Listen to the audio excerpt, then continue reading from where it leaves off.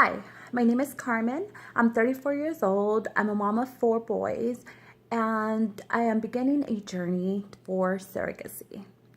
And this is my story. So here we go.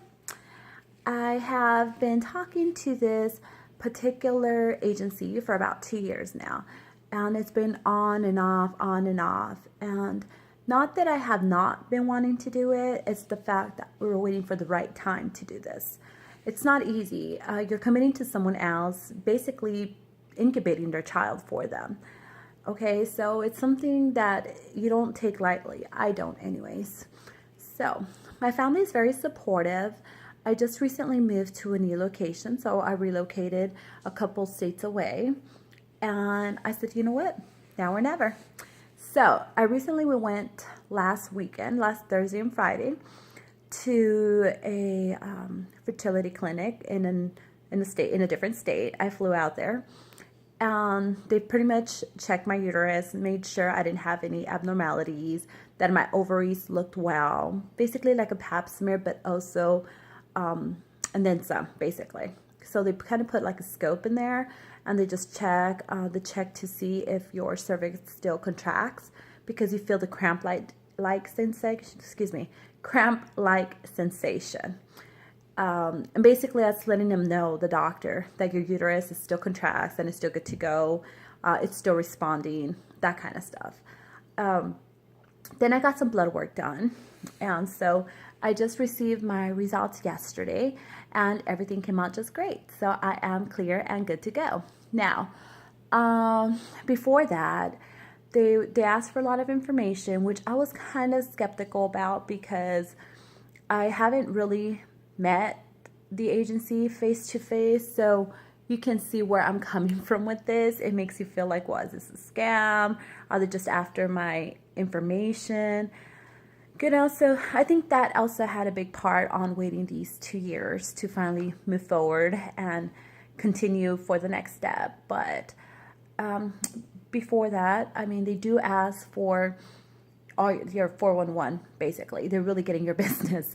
They ask about your past histories, your pregnancies, were they vaginal, were they any C-sections, any problems with the births, any family illnesses, chronic illnesses, any medications that you're taking.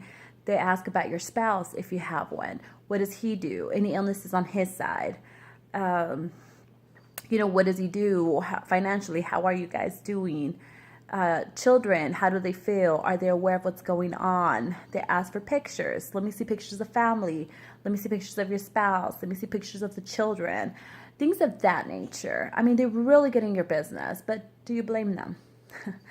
And basically, this is what builds your profile.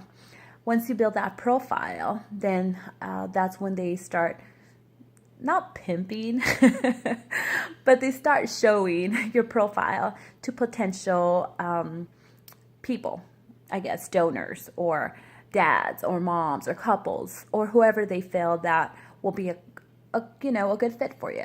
But like myself, I don't do egg donation. Some people just prefer being an egg donor. And that's okay. It's not for everybody. I prefer surrogacy. It's just carrying the child for someone else who can't carry the child for whatever reason it may be. And again, and that may not be for everybody. And so basically, with the couple, well, it's not a couple, it's a single dad that I'll be working with. He doesn't have any previous children, and he is HIV positive. I know, whoa. It took me a moment as well to kind of wrap that around me. But then, I thought like, well, with all the technology, we're going through a program. It's called SPARS, SPARS. And I've actually reached out to some surrogate moms who've already worked with this program. And it is 100% safe. I mean, technology has come a long way, and programs like these, like SPARS, have definitely made a big difference. I just can't find the words to explain on how awesome and great this program is.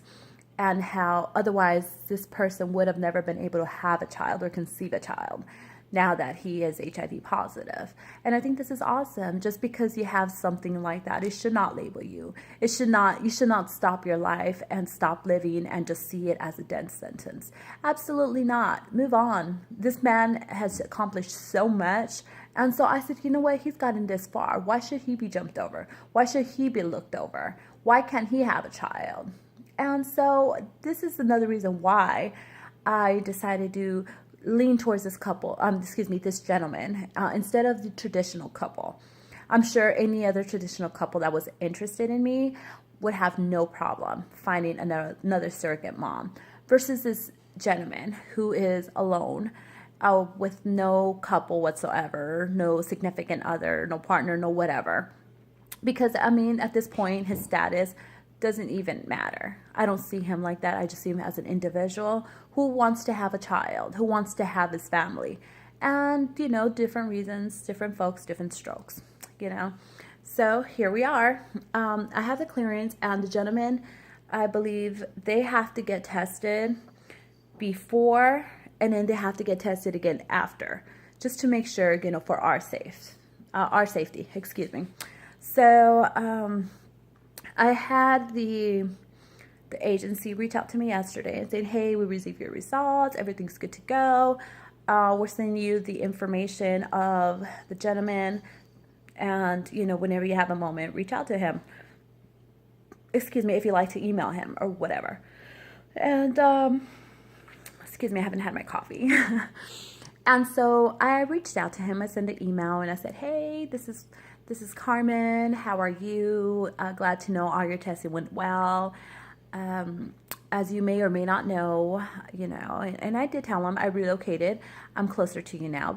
And I live about 1.5 hours to 2 from you. So which is good, and it's ideal because not a lot of people get this. Usually the surrogate is across the country or in a different country or too far of a drive. And it's just within distance, really.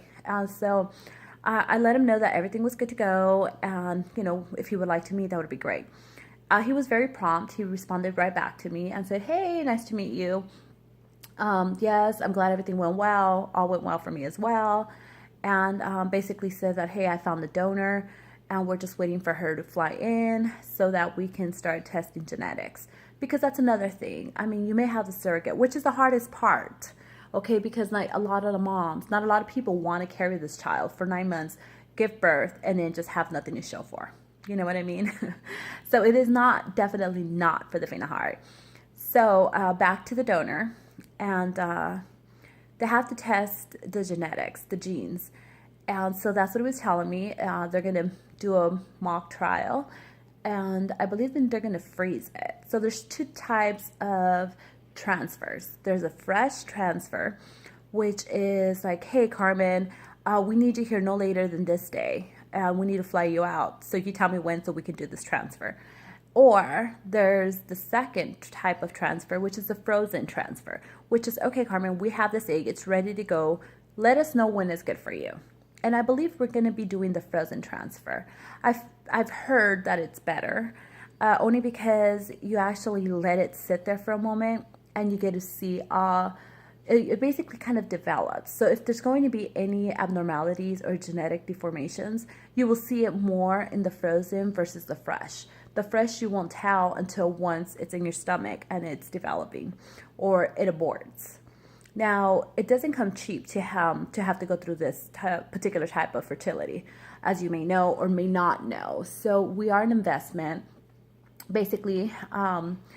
And so they want to make sure that everything is good and that it's going to be a very high percentage and a very low risk of losing a pregnancy. So you want to definitely be high and know that, hey, this mom hasn't had any miscarriages. She's gone full term with all her children.